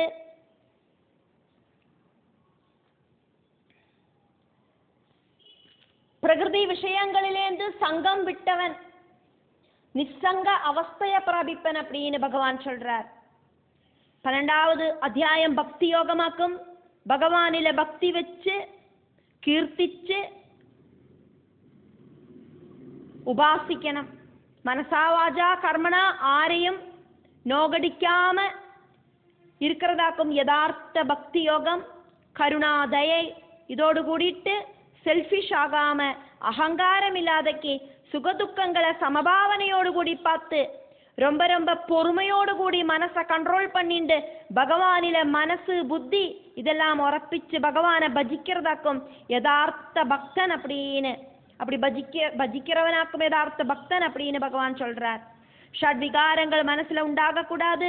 ஷட்விகாரங்கள் உள்ள பக்தி யதார்த்த பக்தி கிடையாது அப்படின்னு பகவான் சொல்றார். 13வது அத்தியாயம் க்ஷேத்ரஜ்ஞ விபாக யோகம். சரீரம் அப்படிங்கிறது க்ஷேத்திரம், க்ஷேத்ரஜ்ஞன் அப்படிங்கிறது ஆத்மா.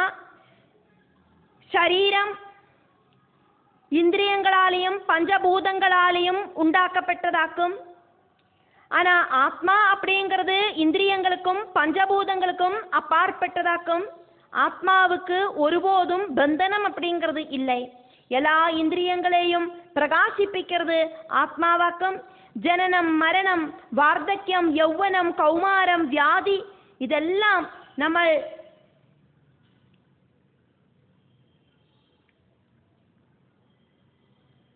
பார்த்துண்டு പലവിധ ദുഃഖങ്ങളെ അനുഭവിച്ചിട്ടുണ്ട്. നമ്മൾ അതിലെല്ലാം എந்த ഒരു അറ്റാച്ച്മെന്റും ഇല്ലാതെക്ക് ഭഗവാനെயே தியானிக்கணும் அப்படின்னு பகவான் சொல்றார். നമ്മളോട് வாழ்க்கையில പല അവസ്ഥകൾ കടന്നു പോകും. ജനനം മുതൽക്ക് മരണം വരയ്ക്ക് പലവിധ അവസ്ഥകൾ ഉണ്ടാകും. സുഖമുണ്ടാകും, ദുഃഖമുണ്ടാകും.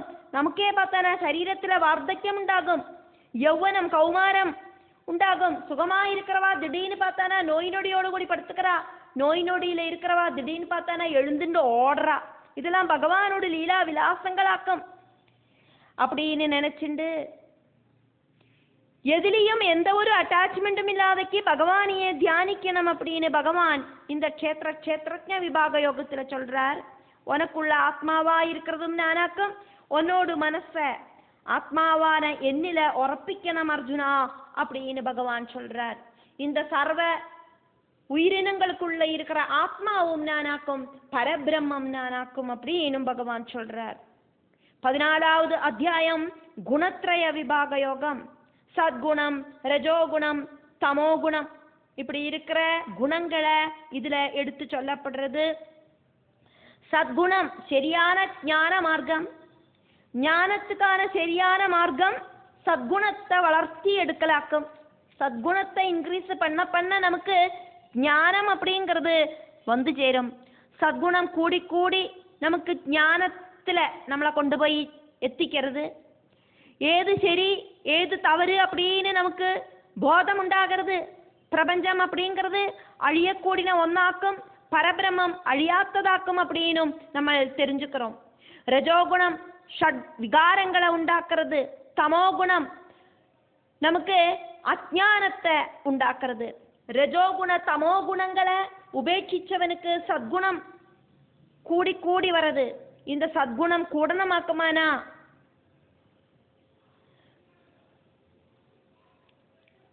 பகவான நம்ம மனசுல எப்பவும் தியானிக்கணும்.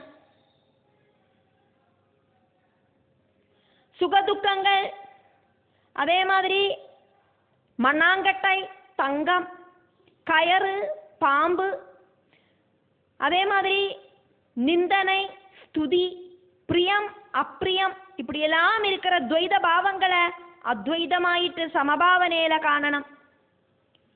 ചെരുപ്പ് മാലയും പൂമാലയും ഒന്നായിട്ട് കാണണം. அதுக்கு கான்சன்ட்ரேஷன் அப்படிங்கிற தியானம் அப்படிங்கிறது மஸ்ட். ரஜோகுண தமோகுணங்களை பூர்ணமாயிட்டு உபேட்சிச்சாலாக்கும் முக்தி அப்படிங்கிறது கிடைக்கும். சமபாவனையோடு கூடிட்டு இருக்கிற ஒருத்தருக்கு பாம்பை தூக்கி கழுத்துல போட்டானாலும் வித்தியாசம் தெரியாது. நம்ம பாகவதத்துல ஸ்டார்டிங்ல துரியாவஸ்தையில உட்கார்ந்துட்டு இருந்த அந்த முனிய பார்த்ததாக்குமே ஷமீக மகர்ஷியோடு கழுத்துல பரீட்சித்து மகாராஜா இறந்து போன பாம்பை தூக்கி போட்டார். அவருக்கு அதுல எந்த விதமான ஒரு வித்தியாசமும் தோணலை, உணர்வே தோணலை. காரணம் அவருக்கு அது தெரியவே இல்லை. துரிய அவஸ்தையிலேயாக்கும் அவர் இருந்தார். அதுக்கப்புறம் புத்திரன் விஷயங்களை சொல்லிட்டும் அவருக்கு கோபம் வரலை. காரணம் அவரு சமபாவனையோடு கூடிட்டு இருக்கிற ரிஷியா இருந்தார்.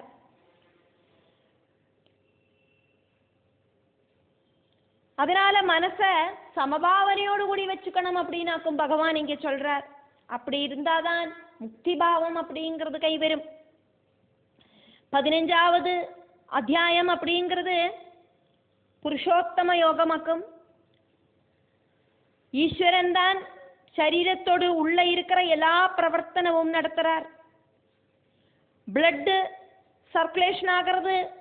നമ്മൾ മൂച്ചു കാത്ത് വിട്ടുണ്ടേ ഇരിക്കും. നമ്മളെല്ലാം തൂങ്കർത്തിയും നമ്മൾ മൂച്ചു കാത്ത് വിടുறோம். നമ്മളെല്ലാം തൂങ്കർത്തിയും നമ്മളோட ശരീരത്തിലെ பிளட் சர்க்குலேஷன் ஆகிறது. നമ്മൾ അൺകോൺഷ്യസ് ആയിരിக்கிறத കൂടിയും நமக்கு நம்மளோட சரீரம் ஆக்டிவேட் ஆகிறது.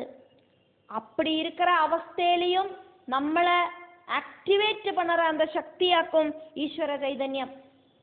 சூரியன் கிழக்கில் உதிக்கிறார், மேற்கில் அஸ்தமிக்கிறார். சந்திரன் வானத்துல நைட்டு வேளையில உதிச்சு நிற்கிறது, நட்சத்திரங்கள் திளங்கி நிற்கிறது. இதெல்லாம் செய்யறது நம்ம கிடையாது. அதெல்லாம் இயக்கிற சக்தின்னு ஒன்று இருக்கு. அதாக்கும் அந்த பகவத் சைதன்யம் அப்படிங்கிறது. அதனாலேயாக்கும் புருஷோத்தமன் அப்படின்னு பகவானை கூப்பிட்டது. புறம் அப்படின்னா வீடு அப்படின்னும் சரீரம் அப்படின்னும் அர்த்தம். புறத்தோடு ஈஸ்வரன் புருஷோத்தமன். மனசுல ஷட்விகாரங்கள் உண்டாகிறத அதுலேருந்து நம்மளோட மனசை நகர்த்தி வைக்கணும். பகவானோட கதைகளை பாடி நடக்கிறவாளும், எல்லா ஆக்ரகங்களும் உபேட்சிச்சவாளும், வாழ்க்கையில சுகதுக்கம் மாதிரி இருக்கிற துவைத பாவங்களை பூர்ணமாயிட்டு உபேட்சிச்சவாளும் பகவானை பிராபிக்கிறா அப்படின்னு பகவான் சொல்றார். 16வது அத்தியாயத்துல தேவ அசுர சம்பத் விபாக யோகம், தேவாசுர சம்பத் விபாக யோகம், தெய்வீகமான குட் கேரக்டர்ல ஜனிச்சவனும் அதே மாதிரி சத்குணமில்லாதக்கு ஜனிச்சவனும் தம்மில இருக்கிற வித்தியாசம். இந்த தேவ அசுர குணங்களையாக்கும் இங்க எடுத்து சொல்லப்படுறது. அசுரர்களிலேயும் நல்லவா இருக்கா, தேவர்களிலேயும் ரஜோகுணம் இருக்கிறவா எல்லாம் உண்டு. தெய்வீக சம்பத்து அப்படிங்கிறது வினயம், சாஸ்திர படனம், காபட்யமில்லாத அவஸ்தை, தபசு, இந்திரிய கண்ட்ரோல், சத்தியசந்ததை,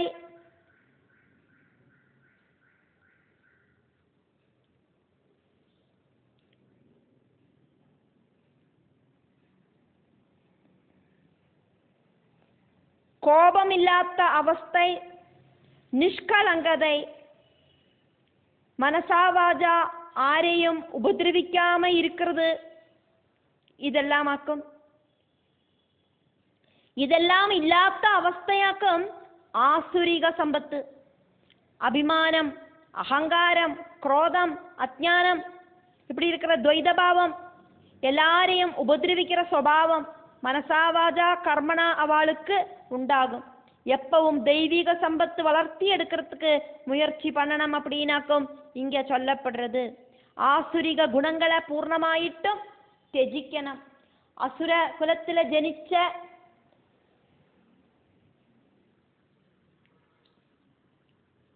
மகாபலி, அவருக்கு എത്രയോ നല്ല നല്ല സൽഗുണങ്ങളാക്കും ഉള്ളത്. அதே மாதிரி தேவேந்திரனாயிட்டு அந்த இந்திர பதவியில இருக்கிற நிறைய இந்திரர்கள் உண்டு. அதுல சில இந்திரர்களுக்கெல்லாம் நிறைய பொறாமையும் குசும்பும் எல்லாம் இருக்கு. அதனாலேயும் அவ இந்த தபசு பண்ற முனிகளை எல்லாம் துரோகிப்பா. அப்போ அந்த நன்மையும் கெடுதலும் எல்லா இனங்களிலேயும் உண்டு. அந்த நன்மையை வளர்த்துறதுக்கு பார்க்கணும் அப்படின்னாக்கும் பகவான் இங்கே சொன்னது. 17வது அத்தியாயம் பகவத்கீதையில 17வது அத்தியாயம் அப்படிங்கிறது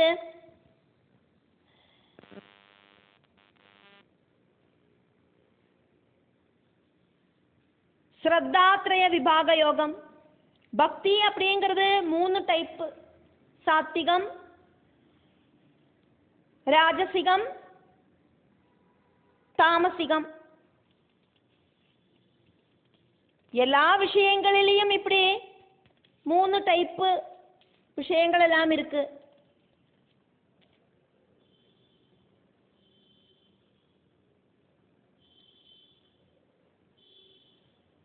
வாதம், பித்தம், கபம் அப்படி இருக்கிற தூஷணங்கள் 3.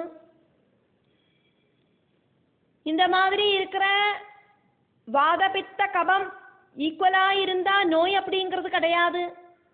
அதே மாதிரி எல்லாத்திலையும் இந்த 3 டைப்பு விஷயங்கள் இருக்கு. எக்ஸாம்பிளுக்கு பார்த்ததாக்குமே வாத கஃப பித்தம் எல்லாம். அதே மாதிரி சத்குண, ரஜோகுண, தமோகுணம், இந்த 3 குணங்கள் ஈக்குவலானா மாயை அப்படிங்கிறது ஆக்டிவேட் ஆகாது. ஜாகிர, சொப்ன, சுஷுப்தி அவஸ்தைகள் அப்படிங்கிறது 3. இதுக்கு அப்பாற்பட்ட துரிய அவஸ்தையில ஆனந்தமயமான பிரம்மத்தை தெரிஞ்சுக்கலாம். அந்த துரிய அவஸ்தையிலையாக்கும் நம்ம ஷமீக மகர்ஷிய பாகவதத்துல பார்ப்போம். அந்த ஷமீக மகர்ஷியோடு கழுத்திலேயாக்கும் இறந்து போன பாம்ப திடீர்னு வந்த கோபத்தால ரொம்ப சத்குணம் இருக்கிற பரீட்சித்து, திடீர்னு வந்த பசியாலையும் தாகத்தாலையும் இருக்கிற திடீர்னு வந்த கோபம் அப்படிங்கிற விகாரத்தால துரிய அவஸ்தையில இருக்கிற ஷமீக மகர்ஷியோடு கழுத்துல பாம்ப, இறந்து போன பாம்பை தூக்கி போட்டதுனாலேயாக்கும் அந்த பரீட்சித்து அப்படிங்கிறவருக்கு தட்சகன் அப்படிங்கிற பாம்பு கடிக்கணும் அப்படிங்கிற ஒரு சாபம் அந்த ஷமீக மகர்ஷியோடு புத்திரன் கிட்டேந்து கிடைச்சது. அதனாலேயாக்கும் ரொம்ப ரொம்ப சாத்விகனான பரீட்சித்து மகாராஜா ராஜர்ஷியாக்கும் அவரு பகவானையே நினைச்சுட்டு இருக்கிறவராக்கும்.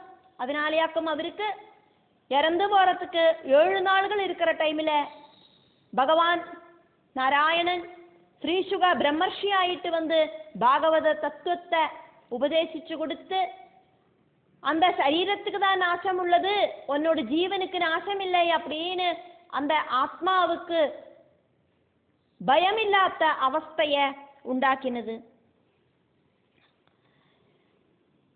ஜாகிர சொப்ன சுஷுப்தி அவஸ்தைகளுக்கு அப்பாற்பட்ட துரிய அவஸ்தையாக்கும் ஆனந்தமயமாயிருக்கிற பிரம்ம சைதன்யத்தை தெரிஞ்சுக்கிற அவஸ்தை. இப்படி பலவிதமான 3 விஷயங்கள் எல்லாம் இருக்கு. ஆக்ரகங்கள் 3 இருக்கு. ஏஷணங்கள், அதாவது ஆக்ரகங்கள் 3, அர்த்தேஷனா, தாரேஷனா, புத்திரேஷனா அப்படின்னு. அதே மாதிரி ஸ்தூல சூஷ்ம காரண சரீரங்கள் 3, காரணமான பிரம்மத்திலேந்தாக்கும் சூஷ்மமான ஜீவனும் ஸ்தூலமான சரீரமும் வந்திருக்கு. அதே மாதிரி நாடிகள் 3, இடா பிங்களா சுஷுமனா அப்படின்னு. அதே மாதிரி ஜீவனுக்கு 3 பேர் இருக்கு, விஸ்வன், தைஜசன், பிராஜ்ஞன். துக்கங்கள் 3, ஆத்தியாத்மிகமாதி, தெய்வீகமாதி, பௌதீகம் இப்படின்னு. அதே மாதிரி இங்க சொல்லப்படுறது என்னது அப்படின்னாக்கா, யஜ்ஞம், தானம், தபசு இதெல்லாம் சாத்திக ரீதியில மட்டும்தான் செய்யலாம் அப்படின்னாக்கும் சொல்லப்படுறது.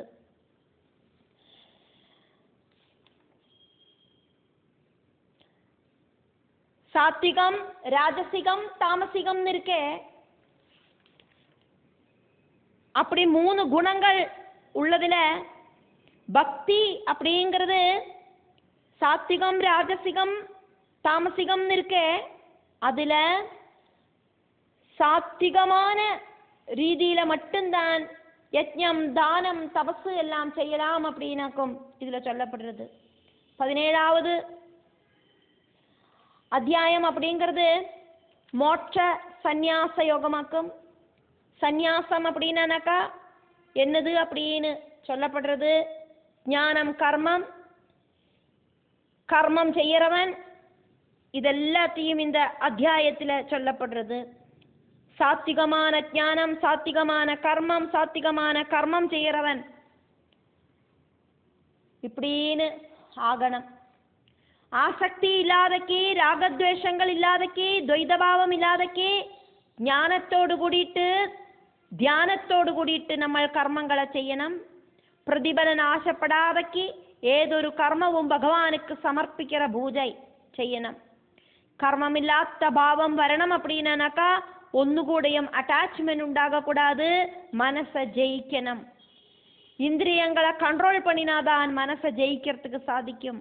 நான் அப்படிங்கிற ஈஸ்வரன் எல்லாரோடும் ஹிருதயத்திலேயாக்கும் உள்ளது அப்படின்னு அர்ஜுனன் கிட்ட பகவான் சொல்றார். நம்மளோட உபபோத மனசுல அந்த ஜீவபோதம் இருக்கு. மாயை அதை மறைக்கவாக்கம் செய்யறது. அந்த போதத்தை எங்கிட்டேந்து அந்நியமாயிட்டு ஒன்றும் இந்த உலகத்துல இல்லை, நானா இருக்கிற இந்த உலகம், நான் மட்டும்தான் இந்த உலகத்துல உள்ளது அப்படின்னு பகவான் சொல்ற. இந்த உலகத்துல நானா இருக்கிற நூலில கோக்கப்பட்ட மணிகளை மாதிரி என்னில தான் சர்வமும் கோக்கப்பட்டிருக்கு அப்படின்னு பகவான் சொல்றார். எல்லா சரீரங்களுக்குள்ளேயும் ஜீவஸ்வரூபம் அப்படிங்கிறது நானாக்கும் அப்படின்னு பகவான் சொல்றார். ஈஸ்வரன் நமக்குள்ளையாக்கம் இருக்கார். நம்ம ஈஸ்வரனில ஆக்கும் வசிக்கிறோம். ஈஷா வாஸ்யம் இதம் சர்வம். ஈஸ்வரன் வெளியில கிடையாது, நம்மளோட ஹிருதயத்திலேயாக்கும் இருக்கார். அந்த கரணம் அப்படிங்கிறது 4 விஷயங்கள் சேர்ந்ததாக்கும். அந்த கரண சுத்தி உண்டாகணும். அப்பதான் நமக்கு அந்த பகவானை காணறதுக்கு சாதிக்கும். மனசு, புத்தி, சித்தம், அகங்காரம் இதெல்லாம் சேர்ந்ததாக்கும் அந்த கரணம். அந்த கரணங்களோடு கரணங்கள் பிரவர்த்தனங்கள் அப்படிங்கிறது மனசோடு கரணம் அதானது பிரவர்த்தனமாக்கும். அதனாலேயாக்கும் நமக்கு இந்த மனசு சொல்ற மாதிரி நம்ம இப்படி நடக்கிறோம். அந்த மனசை கண்ட்ரோல் பண்ணணுமானா இந்திரியங்களை கண்ட்ரோல் பண்ணணும். இந்த இந்திரியங்கள் பல இடத்துக்கும் ஓடி போறது, பலரையும் கொண்டு வந்து நமக்கு தரது. எதை ரிசீவ் பண்ணணும், எதை ரிஜெக்ட் பண்ணணும் அப்படிங்கிற போதம் நமக்கு உண்டாகணும். நம்மளோட மனசை இந்த பிரகிருதி விஷயங்களிலேருந்து திரிச்சு பிடிச்சு நமக்குள்ள இருக்கிற அந்த பரமாத்மாவில லயிப்பிக்கணும். அதுதான் இமேஜினேஷன், அதானது சங்கல்பம். புத்தியோடு கரணம் அதானது பிரவர்த்தனம் அப்படிங்கிறது நிச்சயம். அகங்காரத்தோடு கரணம் அதானது பிரவൃத்தி அப்படிங்கிறது அபிமானம். சித்தத்தோடு பிரவൃத்தி அதானது கரணம் அப்படிங்கிறது முஜ்ஜன்ம வாசனை. தியானம் வழி இந்த மனசை ஜெயிக்கணும் அப்படின்னு பகவான் சொல்றார். மனுஷ ஜென்மத்தால பரமாத்மாவில எத்தறதுக்கு சாதிக்கும். அதுக்காயிட்டு அஷ்டாங்க யோக வர்ணனையும் பகவான் சொல்றார். ஷடாதார சக்கரங்கள், ஷட் அப்படின்னா 6, ஷடாதாரம் அப்படின்னா 6 சக்கரங்கள். மூலாதாரம், சுவாதிஷ்டானம், மணிபூரகம், அநாகதம், விசுத்தி, ஆத்ஞா. இதெல்லாம் கடந்து டாப் மோஸ்ட்ல இருக்கிற ஆத்ஞா சக்கரத்துக்கு மேல இருக்கிற அந்த பிரம்மரந்திரம் வழியா அந்த சகசிரார பத்மத்துக்கு கடக்கிறத யோகி தெரிஞ்சுக்கிறார். இந்த பிரபஞ்சத்தோடு சிருஷ்டி ஸ்திதி சம்ஹாரம் இதுக்கெல்லாம் சத்குண ரஜோகுண தமோகுண ரூபங்கள் ஸ்வீகரிச்சு சத்குணமூர்த்தி ஆயிட்டு விஷ்ணுவும், ரஜோகுணமூர்த்தி ஆயிட்டு பிரம்மாவும், தமோகுணமூர்த்தி ஆயிட்டு சதாசிவனும் இப்படின்னு பரபிரம்மம் ஓரோ ரூபங்கள் எடுத்து வந்திருக்கார். அப்படின்னு ஏகமான பரபிரம்மம் துவைத ரூபத்துல திரிமூர்த்தி அவதாரம் எடுத்திருக்கார். அப்படின்னு அப்படி பாஹ்ய சரீர போதத்தை வெடிஞ்சு சாதகன் ஸ்பந்தன சக்தி அப்படிங்கிறது அடங்கி துரிய அவஸ்தையில எத்திச்சேர்றார். இதையாக்கும் சிவசக்தி ஐக்கியம் அப்படின்னு சௌந்தர்ய லஹரியில சொல்லப்படுறது. சக்தி ஸ்பந்தனம் நிலைச்சானா அதுக்கப்புறம் மனசோ இந்திரியங்களோ பிரவர்த்திக்காது. சாந்தமான அவஸ்தை, இந்த அவஸ்தையில எத்தனை சாதகனுக்கு போதம் உண்டாகிறது. எல்லாம் பரமாத்மா மட்டும்தான். இந்த நானும் என்னோட உள்ள இருக்கிற ஜீவனும் இந்த பிரகிருதியும் எல்லாம் பரமாத்மா அப்படிங்கிற சத்தியம் சாதகனுக்கு தெரிய வருது. அந்த ஞானம் அப்படிங்கிறது சூரியனுக்கு துல்லியம் பிரகாசிக்கிறது. ஈஸ்வர தத்துவம் ஸ்வயம் அனுபவிச்சு தெரிஞ்சு யோகிகள் சமாதி அவஸ்தையிலேந்து உணர்ந்து அடுத்த வாளுக்கு தன்னோட அனுபவத்தை சொல்லறா. கரண்டு அப்படிங்கிறது தொட்டு பார்த்து ஷாக் அடிக்கும் அப்படின்னு சொல்ல முடியாது. இருந்தா கூட சின்ன ஒரு ஷாக் அடிச்சவா அடுத்தவா கிட்ட சொல்லறா, தா அந்த கரண்டை தொட்டானா ஷாக் அடிக்கும், தொடாதங்கோ அப்படின்னு சொல்ற மாதிரி. அப்படி சமாதி அவஸ்தையில உண்டாகிற அந்த அனுபவம் அது அடுத்த வாளுக்கு எடுத்து சொல்லறா. ரிஷீஸ்வரர்கள் எல்லாரும் பகவத் தத்துவம் தெரிஞ்சு அந்த வழி நடாங்கோம் அப்படின்னு. இந்த பிரகிருதி அப்படிங்கிற விஷயம் இந்த பிரகிருதியில இருக்கிற சர்வமும் நசிக்கக்கூடிய ஒன்னாக்கும், நம்மளோட சரீரமும் நசிக்கக்கூடிய விஷயமாக்கும். நம்ம சேர்த்தி வச்சிருக்கிற எல்லா விஷயங்களும் சொத்து சுகங்கள் எல்லாம் நசிக்கக்கூடிய ஒன்னாக்கும். நசிக்காத அந்த பரபிரம்மத்துல எல்லாரும் மனசை கொண்டு போய் வையுங்கோம். அந்த பரபிரம்ம தத்துவத்தை தெரிஞ்சுக்கிறதுக்கான பக்தி யாத்திரை நடத்துங்கோம் அப்படின்னு ரிஷிகள் நமக்கு சொல்லித்தரா. மனசை கண்ட்ரோல் செஞ்சு ஆக்ரஹ நிவர்த்தி வந்தவனாயிட்டு நைஷ்கர்மியம் அப்படிங்கிற அவஸ்தை, கர்மம் செஞ்சாலும் பலம் கிடைக்காத அவஸ்தைய பிராபிக்கிறதுக்கு யோகிக்கு சாத்தியமாகும். விசுத்தமான புத்தியால மனசை நியந்திரிக்கணும். கடிஞான் உபயோகிச்சு குதிரையை நியந்திரிக்கிற மாதிரி மனசு அப்படிங்கிற குதிரைய புத்தி அப்படிங்கிற கடிஞான் உபயோகிச்சு கண்ட்ரோல் பண்ணணும். தியானத்தால மனசை கண்ட்ரோல் பண்ணணும். பஞ்சேந்திரியங்களோடு விஷயங்களை தியஜிக்கணும். ஷட் விகாரங்களை துரத்தணும். விஞ்ஞானமான ஸ்தானத்துல நமக்கு எத்திச்சேரணும். அந்த அஜானத்தை நெகத்தி அந்த ஞான பதமாயிருக்கிற மோட்ச சௌக்கியத்துக்கு நமக்கு எத்திச்சேரத்துக்கு சாதிக்கணும். அதுக்கு சொஸ்தமாயிட்டு ஒரு இடத்துல உக்காந்துண்டு தேவைக்கான உணவை மட்டும் சாப்பிட்டு சரீரம் மனசு வாக்கு இதெல்லாம் கான்சென்ட்ரேஷன் பண்ணி தியானத்துல தால்பரியம் உண்டாயிட்டு அகங்காரம் பலம் அபிமானம் காமம் குரோதம் இதெல்லாம் வெடிஞ்சு சொஸ்ததையோடு கூடிட்டு கிளீனான மனசோடு கூடிட்டு உக்காரவனுக்கு பிரம்மத்தை தெரிஞ்சுக்கிறதுக்கு சாதிக்கும். முக்திக்கான மார்க்கத்தை பகவான் சொல்றார். ராகத்வேஷத்தோட செய்யற கர்மம் எல்லாம் பாப கர்மமாகிறது. ராகத்வேஷங்கள் இல்லாதக்கு கர்மம் செஞ்சானா அதெல்லாம் புண்ணிய கர்மமாயி தீரறது. அதனால தியானம் செஞ்சதுக்கு அப்புறம்தான் கான்சென்ட்ரேஷனோடு கூடிட்டு ஏதொரு கர்மமும் செய்யலாம் அப்படின்னு பகவான் சொல்றார்.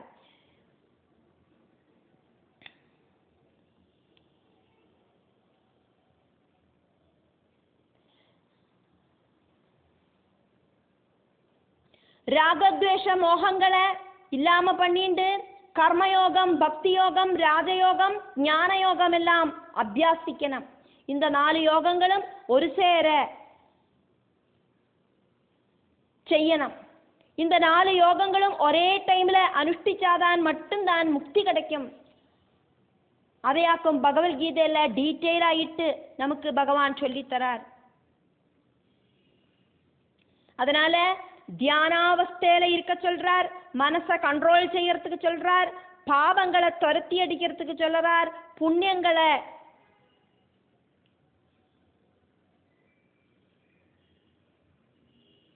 உண்டாக்குற விஷயங்களை செய்யறதுக்கு சொல்றார்.